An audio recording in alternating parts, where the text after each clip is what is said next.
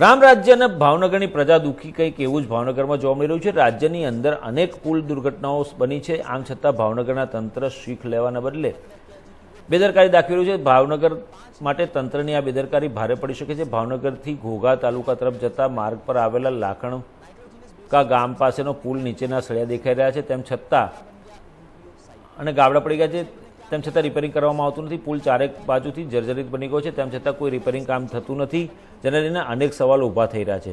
શું પ્રશાસન કોઈ મોટી દુર્ઘટનાની રાહ જોઈને બેઠું છે?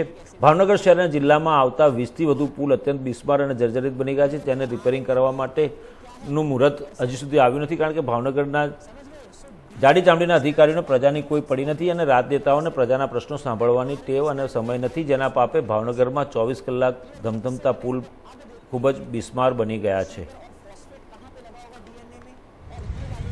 જી, જ્યાં સુધી હું સમજુ છું તે જે આપ પુલની વાત કરી રહ્યા છો તે અકવાડા બાદ છે એવું મારું માનવું છે, કારણ કે અકવાડા આગળ તો એક નીચો કોઝવે જેવું છે જે આપણે નવો પુલ બનાવવાની કાર્યવાહી કરી રહ્યા છે।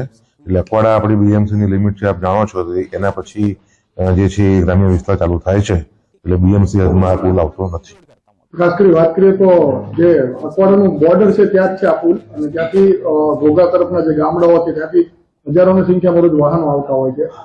એટલે આપ જે સુધી મને ખ્યાલ છે જે અકવાડા પાસે જે પુલ છે એ પુલ નહીં પરંતુ કોઝવે ટાઈપનું છે, એમાં પુલ નથી ત્યાં આગળ, અને કોઝવે આપણે જે નવો રસ્તો બનાવવાનો છે ત્યારે એ પુલ ત્યાં બનાવવાનું આયોજન મહાનગરપાલિકાએ ત્યાં કર્યું છે।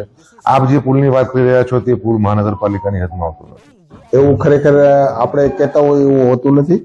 ઘણી વખત રોડ ઉપર ખાલી ડામર મારી દે એવું પણ ન હોય, ટેકનિકલી રીઝનો પણ એની અંદર જોવાતા હોય છે, અને ટેકનિકલી રીઝન સાથે આવા જે કંઈ બ્રિજ હોય તો એનું સર્વે પણ થતો હોય છે, અને કોર્પોરેશન એમનો સર્વે પણ કરાવડાવશે। જરૂર જણાશે પુલ બંધ કરીશું, અત્યારે જરૂરિયાત જણાતી નથી। સરિયા દેખાય છે, થોડું થોડું જે પણ છે મેં કીધું ટેકનિકલી ટીમને મોકલીને સર્વે કરાવડાવું છું, જરૂર જણાશે જે કંઈ। તો આ તથ્ય સુધી